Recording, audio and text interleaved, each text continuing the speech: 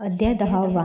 श्री गणेशाय नमः. बंकटहरी आणि मंडळी वर्गणी जमा करण्यास गेली. भाविकांनी वर्गणी दिली. केली टवाळी कुस्तीतांनी. कुस्तीत वदले मंडळीस. वर्गणी गोळा करण्यास जरूर का पडली तुम्हास. गजाननाच्या मठासाठी तो आहे संत. तो जे आणील मनात ते उत्पन्न करीतो त्वरित. मग वर्गणी कशाला मठासाठी. हे टवाळखोऱ्यांचे भाषण जगू बदला ऐकून.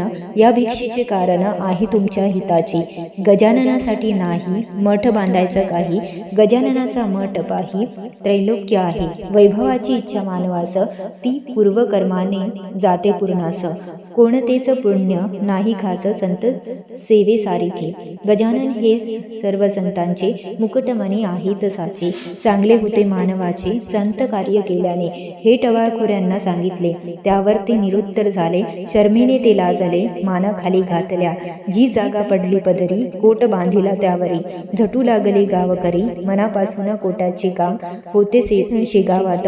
दगड चुना यांच्या गाड्या येत त्यावेळी जुन्या मठात.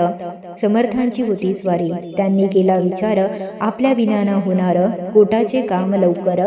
एका समर्थांनी काय केले बसले रेतीच्या गाडीवर. गाडीवाला होता महार. पाहून समर्थांचा शेजार तो खाली उतरला. महार उतरल्याचे पाहून समर्थ बदले हसून उतरलास का गाडीतून. आम्हा विटाळ ना होत कधी. त्यावर महार बोलला मी ना बसत आपल्या शेजारला. हे योग्य न वाटत मला. ऐसे बोलून जोडले कर. मारुती ना बसला श्रीरामच्या शेजारला. हात जोडून उभा राहिला रामासमोरी. वदले समर्थ त्यावर बाबा तुझी मर्जीवर माझी नाही तक्रार तुझकडे. गाडीवाल्या लागून बैल चालले जागेवरी ते नीट आले. समर्थ खाली उतरले बैसले ते मध्यभागी. एका एकरच्या जागेवर.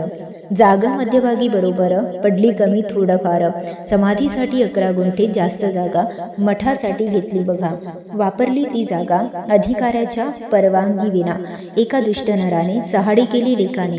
जोशी नावाच्या अधिकाऱ्याने या गोष्टीचा तपास केला. समर्थ वदले पाटलास माफ होईल दंड तुम्हास. स्फूर्ती दिली त्या जोशास. समर्थांनी तुम्हा हा झालेला दंड विनाकारण आहे भला. परत द्यावा तो संस्थेला ऐसा शिरा मारला. दंड माफ केल्याचा हुकूम आला जीवासाचा.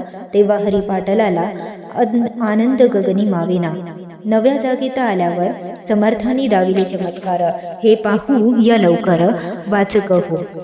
सवडद नावाच्या गावाला मेहेरकराच्या सानिध्याला गंगा भारती गोसाव्याचा झाला होता महारोग. सर्वांगास त्याचे केले कुजून.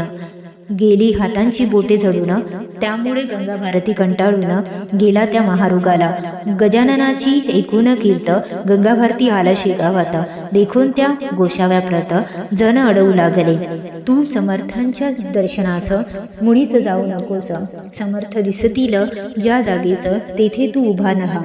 समर्थांची या पदास हात तुझे लावण्यास तू जाऊ नकोस. जवळी त्यांच्या एका पासून दुसऱ्यास दुसऱ्यापासून तिसऱ्यास अशा प्रकारे अनेकास लागतो हा रोग. पण गंगा भारती एक दिन लोकांची नजर चुकवून समर्थांचे दर्शन घेण्या आला. समर्थांच्या पायावर त्याने ठेवताच शिर त्याची या डोक्यावर चापट मारली समर्थांनी. त्यासरशी तो उभा राहिला. समर्थांना पाहू लागला. समर्थांनी त्या ताडीला लाथ दिले एकवरती. समर्थ स्वतः खाकरले. त्यांच्या अंगावर थुंकले. त्यांनी थुंकीत सोडले बेडक्याला. गंगा भारतीने त्याला मलमा समान मानिला आणि तो चोळला सर्वांगाला. हा प्रकार सगळा एका टवाळखोऱ्याने देखिला. तो गोसाव्यास वदला येणे रीती नाचकी तुझे शरीर आणि तो वेडा त्यावर थुंकला तुझ्या अंगावर. मूर्खावानी त्यांच्या थुंकण्याला तू प्रसाद मानला आणि सर्वांगाला चोळला. शुद्ध वेडा आहेस तू. जा टाक तू धुवून साबण लावून गोसावी. हे ऐकून लागला हसू. तो टवाळखोऱ्याचा वदला जो अंगावरी टाकला बेडका. समर्थाने त्याला कस्तुरी समवास होता. तुझ शंका असेल जर अंगाला माझ्या लाव तू कर. बेडक्यात नाहीत तुमकी हे खरं. औषधी आहे त्यामध्ये. मलमाप्रमाणे लावयला तो मी माझ्या अंगाला वेडा वाटतो का तुला. मी खचित वेडा नाही. तो बेडका तुला वाटला. मुळीच नाही समजला समर्थांचा महिमा तुला. अरे रे टवाळखोऱ्या जर पाहायचा असेल तुला या गोष्टीचा पडताळा माझ्या सभेत चला.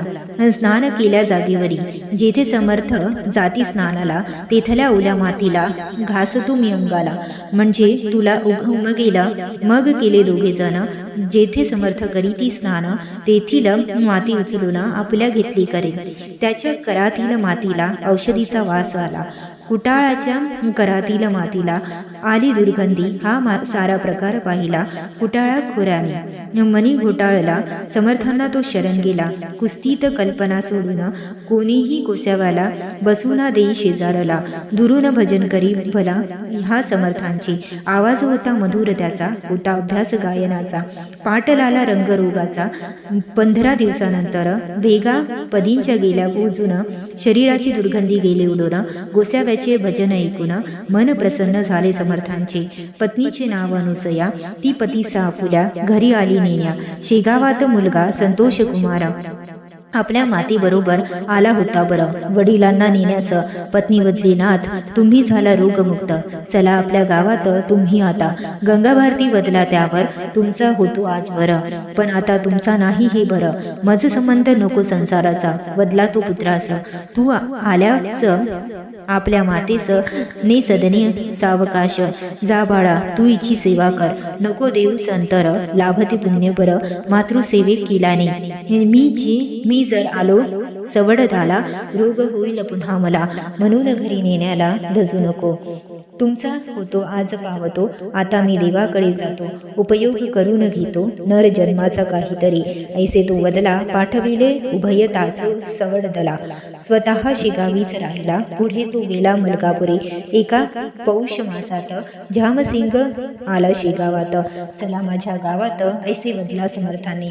अडगावी आहे माझा भाचा, नेण्यासाठी घरी त्याच्या करार आहे आमचा तुमचा. म्हणून मी आलो आहे. तेव्हा वदले समर्थ, तुझ्या भाच्या घरी मी नाही येत, पुढे येईन कदाचित, पण आज मजला शक्य नाही. तुम्ही मुंडगावात चला माझ्या सदनात.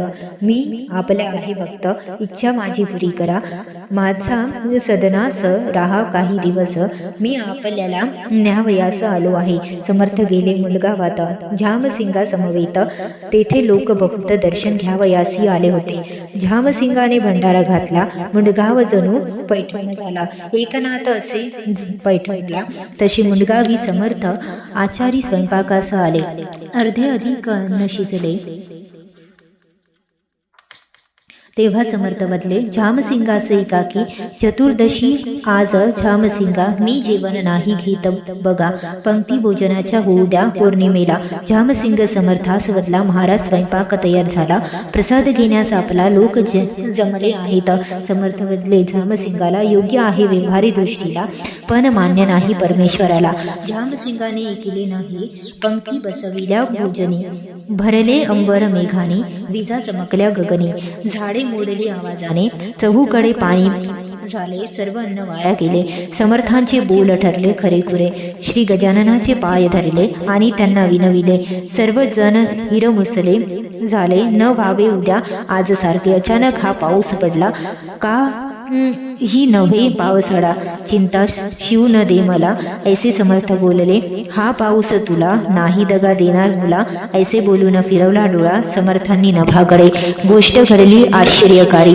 ढग न उरला एकही अंबरी. ऊन पडले भुवरी, स्वच्छ झाले चहूकडे. दुसऱ्या दिवशी पौर्णिमेला पुन्हा भंडारा झाला. अर्पण केले दौलतीला समर्थांची चरणी. कमलाकांताने रचलेला 10मोध्याय समाप्त झाला. नमन असो श्री गजाननाला दोन्ही कर जोडून. शुभभाव तू श्री हरिहरापर्ण नमस्तु. इति श्री गजानन भक्ति विजय ग्रंथस्य 10मोध्याय समाप्त. अनंतकोटी ब्रह्मांड नायक महाराजाधिराज योगीराज परब्रह्म सचितानंद भक्त प्रतिपालक शेगाव निवासी समर्थ सद्गुरु श्री संत गजानन महाराज की जय.